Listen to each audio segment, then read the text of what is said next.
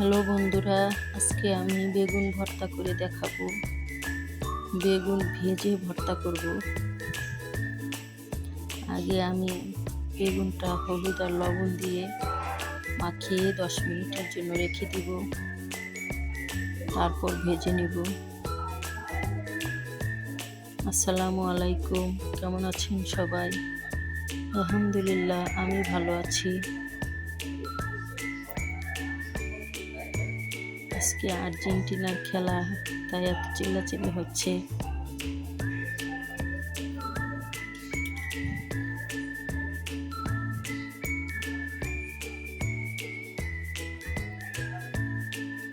প্রথমে একটি ফ্রাই প্যানে সরিষার তেল দিয়ে দিব। বেগুনটা আমি সরিষার তেল দিয়ে ভাজবো, কারণ ভর্তা করার সময় একটু বেশি তেল দিব না।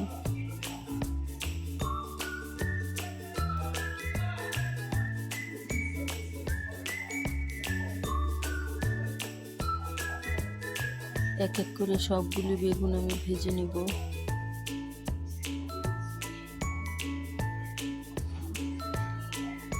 দয়া করে ভিডিওটিকেও স্কিপ করবেন না, ফুল ওয়াচ করবেন ভিডিওটি। একটা লাইক দিবেন। আপনাদের একটা লাইক আমার কাজের গতি বাড়িয়ে দেয়, আমি অনেক উৎসাহিত হই।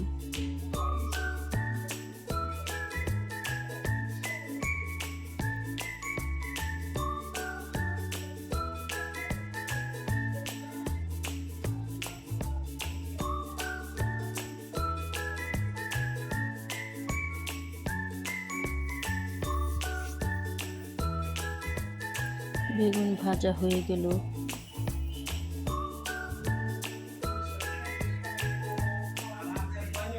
আমি এখানে 2টা বেগুন নিয়েছি। 1 কেজির একটু কম হয়েছে বেগুন, দুটো গোল বেগুন নিয়েছি। এভাবে বেগুন ভর্তা করলে আমাদের ঘরে চেটেপুটে খায় সবাই।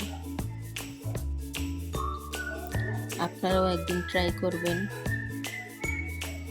এখন শুকনো মরিচ ভেজে নিচ্ছি। ভর্তাটা শুকনো মরিচ দিয়ে করব।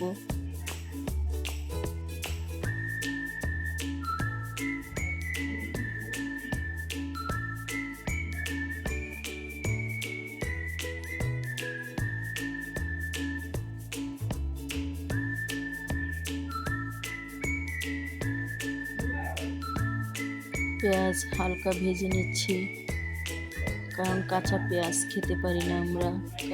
কাঁচা পেঁয়াজ খেলে গন্ধ আসে, সেজন্য পেঁয়াজটা হালকা ভেজে নেব।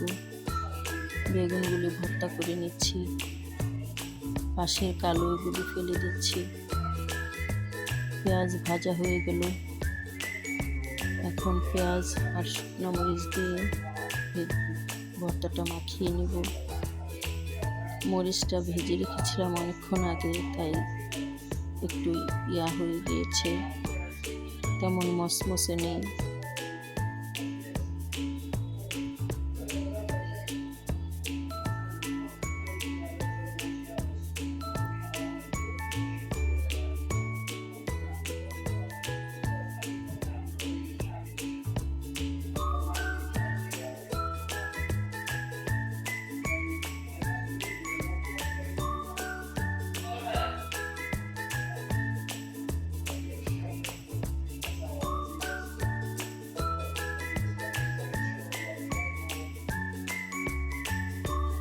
ভালো করে ভর্তাটা মাখিয়ে নিচ্ছি।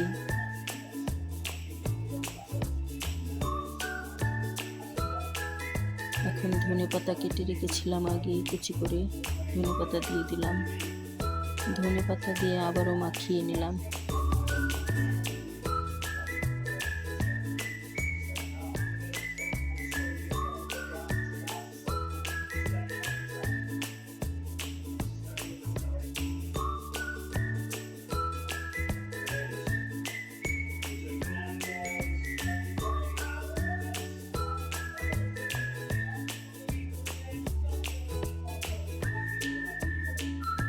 এখন উপর দিয়ে একটু তেল দিয়ে দিব।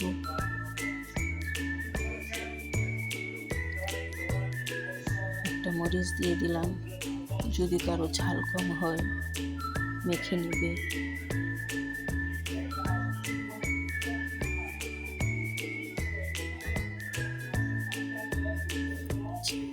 রেসিপিটি যদি ভালো লেগে থাকে তাহলে সাবস্ক্রাইব করে পাশে থাকবেন, বেল আইকনটি চেপে দিবেন। আমি ভাত খাচ্ছি বেগুন ভর্তা দিয়ে, সরি। আজকে আমি আমার খাওয়া দেখাচ্ছি। আমার অনেক প্রিয় বেগুন ভর্তা। আল্লাহ হাফেজ।